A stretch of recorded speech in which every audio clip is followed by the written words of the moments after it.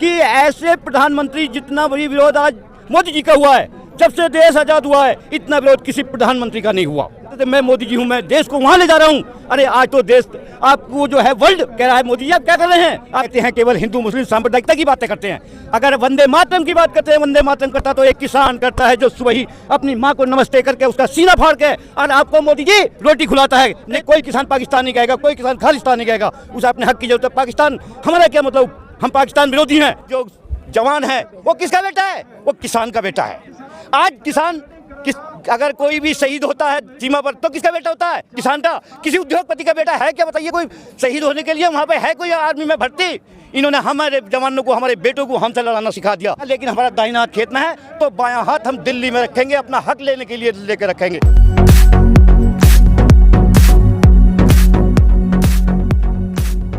लेकिन अगर हम आखिरी दम तक लड़ेंगे, मरेंगे, अगर ये गाँव में भी जाएंगे अडानी अंबानी करने, हम इनको जूते मार मार के वहाँ से भगाएंगे। लेकिन हम इन बिलों को बिल्कुल भी लागू नहीं होने देंगे।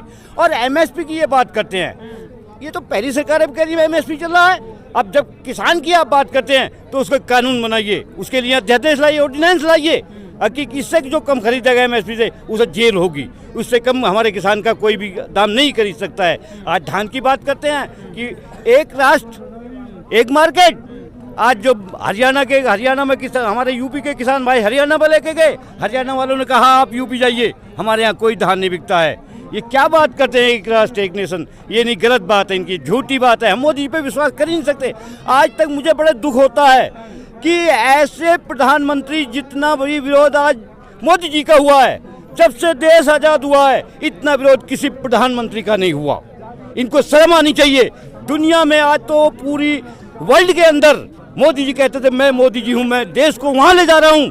अरे आज तो देश आपको जो है वर्ल्ड कह रहा है मोदी जी आप क्या कर रहे हैं। आप जनता पे, साहब पे आंदोलन करवा रहे हैं, उन लोग मार रहे हैं। उनके प्रवक्ता तो आज भी टेलीविजन में बैठ के कहते हैं कि मोदी जी देश हित में देश को मजबूत बनाने के लिए 24-24 घंटे काम कर रहे हैं। देखिए 24 घंटे, अरे किसान ये कहते हैं केवल हिंदू मुस्लिम सांप्रदायिकता की बातें करते हैं। अगर वंदे मातरम की बात करते हैं, वंदे मातरम करता तो एक किसान करता है जो सुबह ही अपनी माँ को नमस्ते करके उसका सीना फाड़ के, और आपको मोदी जी रोटी खिलाता है, नेताओं को रोटी खिलाता है। इन्होंने वो सांप्रदायिकता ला दी देश के अंदर जो आज तक किसी सत्ता किसी भी पार्टी नहीं लाई है। तो देश की जनता भी तो उस चीज में बढ़ जाती है ना, हिंदू मुस्लिम के अंग नहीं, बिल्कुल ही बढ़ जाती है हिंदू मुस्लिम में। उसके दिमाग में भी तो वही चीज रहती है। उसके दिमाग में ही भर्ती है, सरकार भर्ती है। हमने बुराड़ी मैदान में देखा है, सरकारी मुलाजिम वहाँ पर लिख रहे हैं खालिस्तान, लिख रहे हैं पाकिस्तान। अरे कोई किसान पाकिस्तान नहीं कहेगा, कोई किसान खालिस्तान नहीं कहेगा, उसे अपने हक की जरूरत है। पाकिस्तान हमारा क्या मतलब, हम पाकिस्तान विरोधी हैं। हम वंदे मातरम अपनी माँ को करते हैं।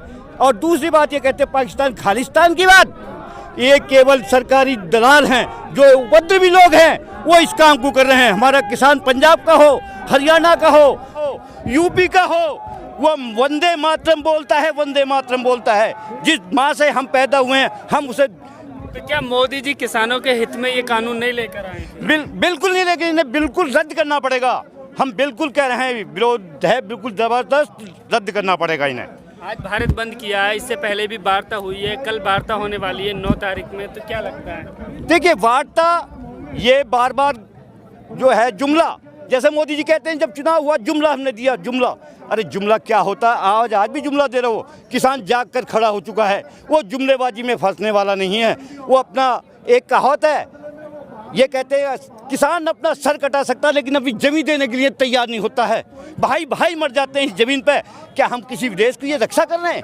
अरे आज बड़ा दुर्भाग्य है, बड़ा दुर्भाग्य है इस देश का। इस किसान को आज जो जवान है वो किसका बेटा है? वो किसान का बेटा है।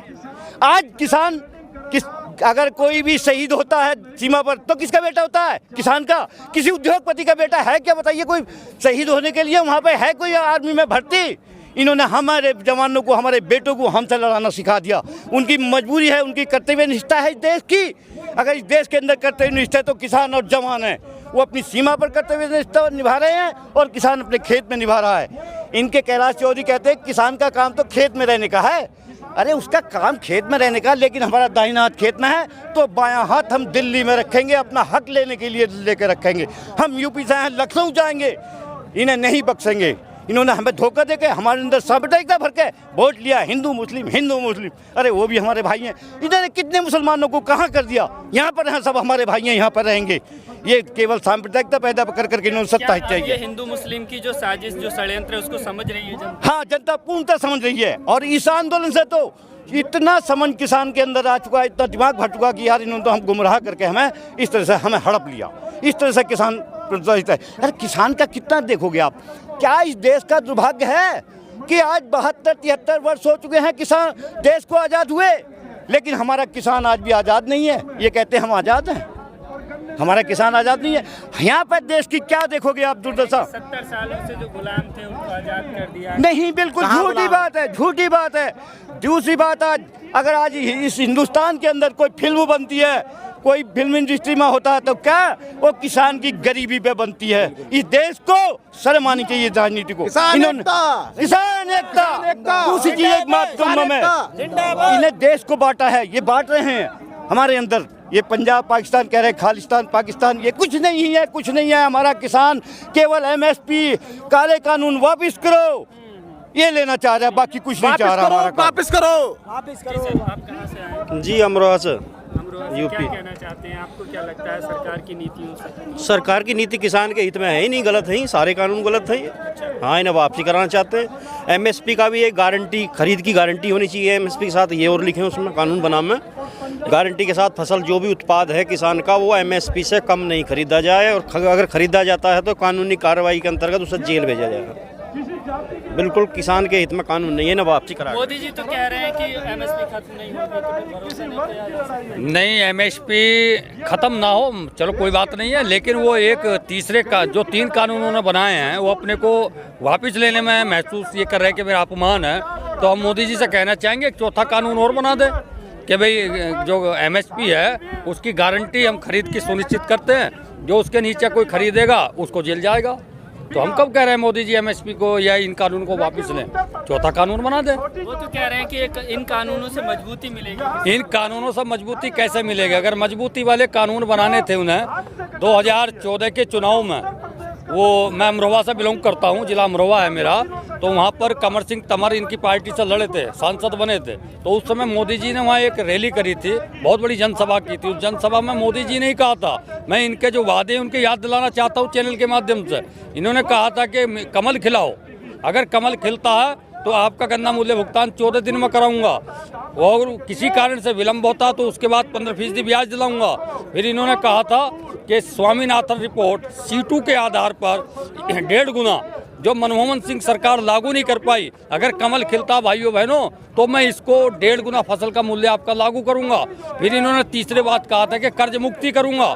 अरे हम तो इनके लिए ज्ञापन भी देते रहे, बार बार मोदी जी से आग्रह भी करते रहे, इन्होंने वादे भी किए थे। ये 3 काले कानून जो लेकर आए, इनका तो कोई वादा भी नहीं था, अपने वादों को भूल गए और किसान को छल लिया इन 3 कानून लागू करके। ये कहाँ का न्याय है? मैं मोदी जी से कहना चाहूँगा, आप प्रधानमंत्री हैं, आपको इस भारत ने, अखंड भारत ने आपको इतना बड़ा प्रचंड बहुमत दिया है, आप इस प्रचंड बहुमत को इतनी बड़ी हार में ना ले जाएं। मुझे अफसोस है इस चीज़ का, जैसा प्रचंड बहुमत इनको मिला है इतनी बड़ी इनकी हार ना हो जाए कहीं, क्योंकि अन्नदाता है, कृषि प्रधान देश है। अगर कृषि प्रधान देश में अन्नदाता की बात नहीं सुनी जाएगी तो अडानी अंबानी की आप सुनते रहेंगे, तो आप कृषि प्रधान देश के राजा नहीं बन सकते। ये मैं इस चैनल के माध्यम से कहना चाहता हूँ। धन्यवाद।